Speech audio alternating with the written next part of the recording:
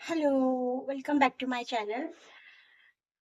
जैसा कि आज सभी को ज्ञात है कि आज महावीर जयंती है, तो आज मैं महावीर जयंती के अवसर पर सबको बहुत-बहुत बधाई दूँगी पहले तो। और मैं भगवान महावीर के बारे में बताऊँगी कि आप जैसे सभी को पता होगा। मुझे मुझे तो मतलब मैं तो एक छोटा-सा पार्ट ही उनके बारे में बता रही हूँ।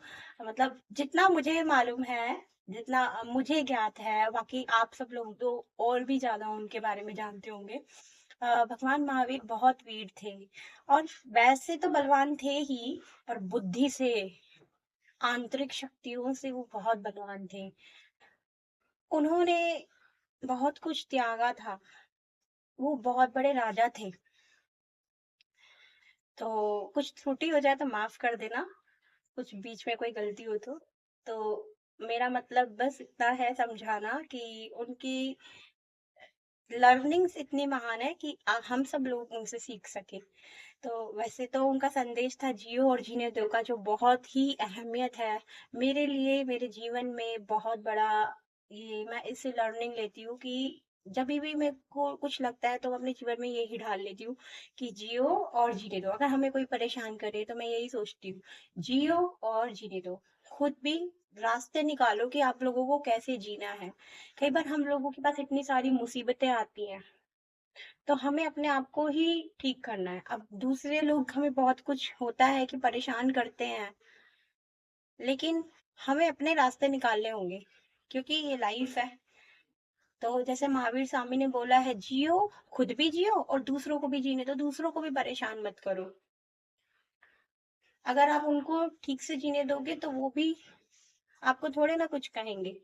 तो जियो और जीने दो, यही उनका संदेश था। और वीर इतने थे, सहन शक्ति, सहनशीलता, ये त्याग करना, सब कुछ उन्होंने त्याग दिया था बहुत छोटी सी उम्र में ही। उनके पास धन दौलत की कोई कमी नहीं थी, राजा महाराजा थे, सब कुछ त्याग दिया था।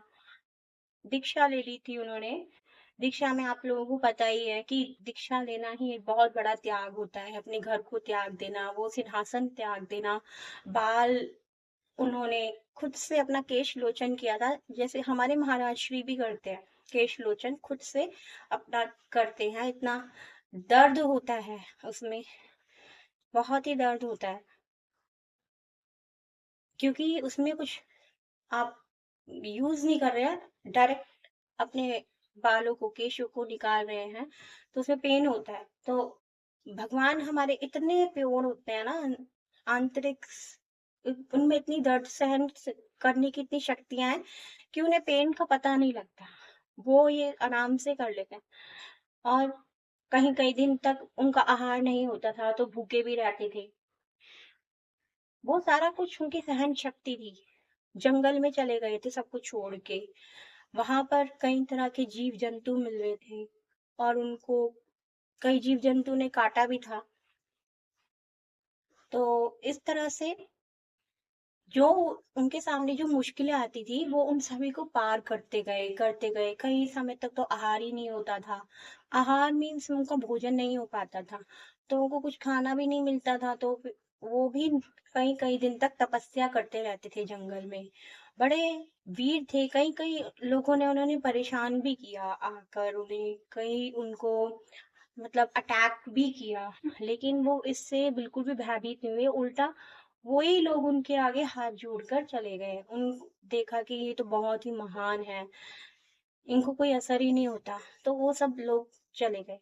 तो इस तरह से महावीर स्वामी बहुत वीर थे, तो हमें उनसे ये लर्निंग्स लेनी चाहिए। धन्यवाद।